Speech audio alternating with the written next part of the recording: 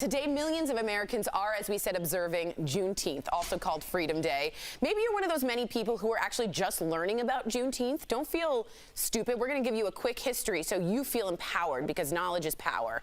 So on this day in 1865, Union troops arrived in Galveston Bay, Texas, and they announced that more than 250,000 enslaved black people in the state were free. I get goosebumps after the Emancipation Proclamation that was 2 years prior.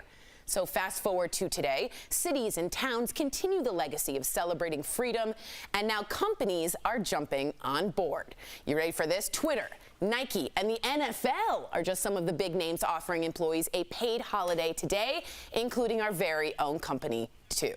And celebrities are now pushing for Juneteenth to become an official holiday. Usher and Taylor Swift, who has really spoken up, Erica, I think she's learning from you, have voiced their support. And yesterday, Pharrell joined the Virginia governor to announce Juneteenth as a state holiday. Take a look. This is about proper recognition, it's about observation, and it's about celebration. This is a chance for our government, our corporations, and our citizens to all stand in solidarity with their African American brothers and sisters. What is your first experience learning about Juneteenth?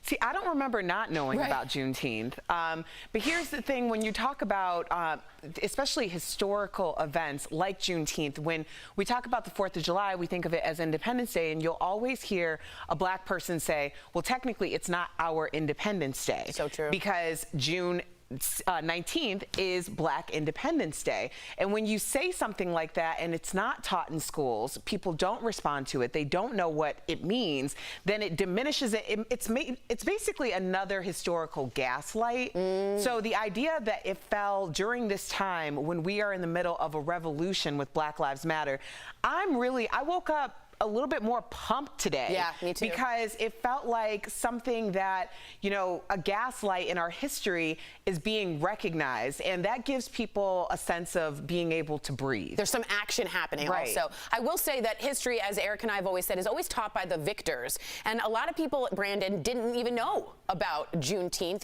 What was your first experience? Did your mom teach you? She was such an activist. Yeah, absolutely. My mom used to take me to Black empowerment meetings as a kid all the time. You know, I remember having the football, like, what are these people talking about? You know, football in my hand, like, what are they talking about? But now, as a grown man, it's so prevalent. Now I know, I understand what they were talking about. And to everyone, I'm getting texts this morning of people being like, oh, happy Juneteenth, Juneteenth.